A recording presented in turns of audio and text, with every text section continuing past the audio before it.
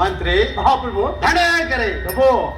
ಮಗಧ ದೇಶದ ಮಹಾಮಾಂಡಲಿಕರೇ, ಈ ನಗರ ಆಳ್ವಿಕೆ ಮಂತ್ರಿ ಸೈನಾದಿ ಮಹಾವೀರರೇ, ನಿಮ್ಮಗಳ ಸ್ನೇಹ ಸಲಹೆ ಸಹವಾಸದಿಂದಲೂ ಜನ್ಮವಿತ್ತ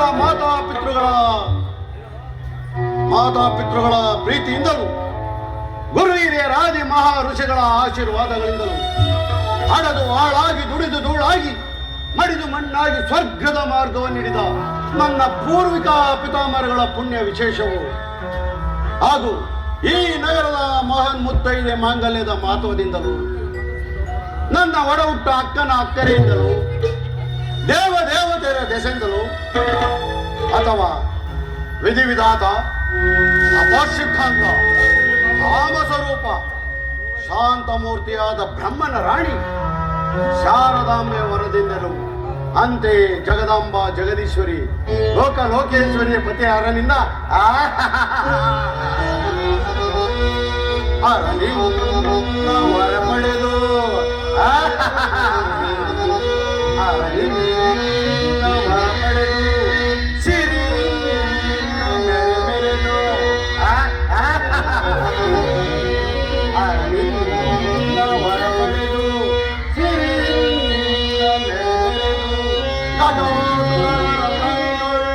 ಪ್ರಬಲ ಕಾಲವಾದ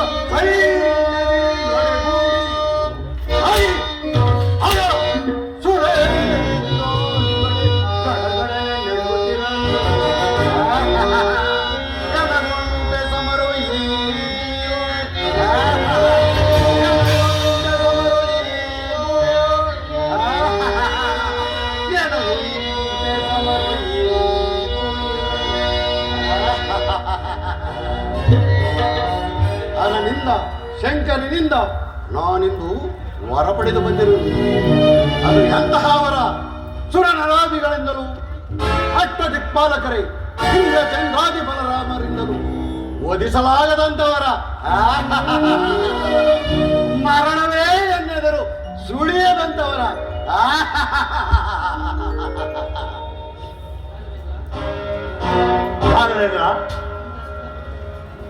ನಮ್ಮ ರಾಜ್ಯದಲ್ಲಿ ತಮ್ಮ ಹೆಸರನ್ನು ಹೇಳಿ ಸದಾ ಸತ್ಯ ಧರ್ಮ ನ್ಯಾಯ ನೀತಿಗಳಿಂದ ಆಳುತ್ತಿರುವ ಸದಾ ಕಾಲದಲ್ಲಿ ಮಳೆ ಬೆಳೆಗಳಾಗಿ ಪಚ್ಚ ಹಸಿರಿನಿಂದ ಕಂಗೊಳಿಸುತ್ತಿರುವ ನಮ್ಮ ಈ ರಾಜ್ಯವು ತಮ್ಮ ಹೆಸರಿನಿಂದಲೇ ಬಾಳುತ್ತಿರುವರು, ಸುಖ ಸಂತೋಷದಿಂದ ಬಾಳುತ್ತಿರುವರು ಮಹಾಪ್ರಭು.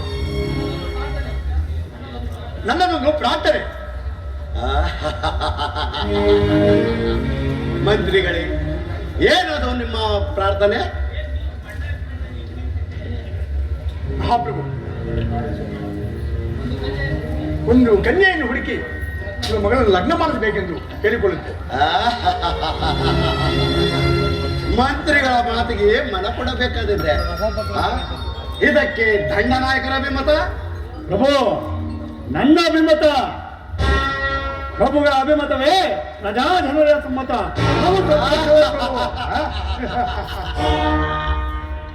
ಇದ್ದರಿಂತಹ ಸಚಿವರಿರಬೇಕು.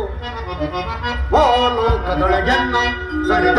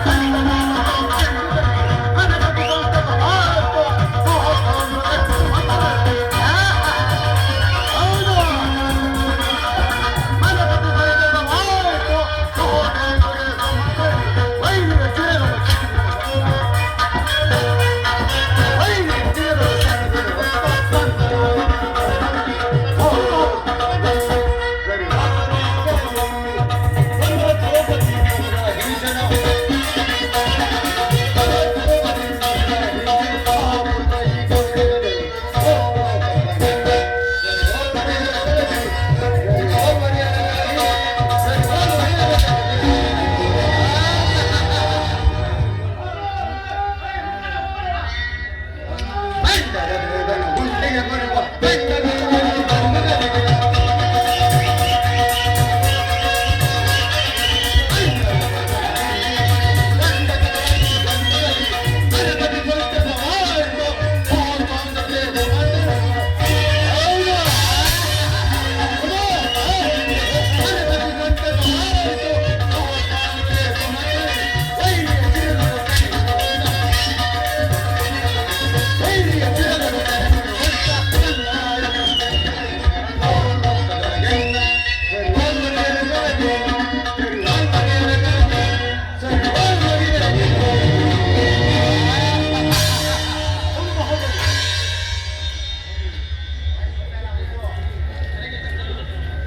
ಧರೆಗೆ ತಕ್ಕ ದೊರೆ ಧರೆಗೆ ತಕ್ಕ ನೆರೆ ಮಂತ್ರಿ ಮಹಾಪ್ರಭು ದಂಡನಾಯಕರೇ ಪ್ರಭು ಕಮಲಾವತಿ ಪಟ್ಟಣದ ಕಮಲೇಶನ ರಾಜನ ಪುತ್ರಿ ರತಿ ಎಂಬ ಕನ್ಯೆ ಇರುವಳು.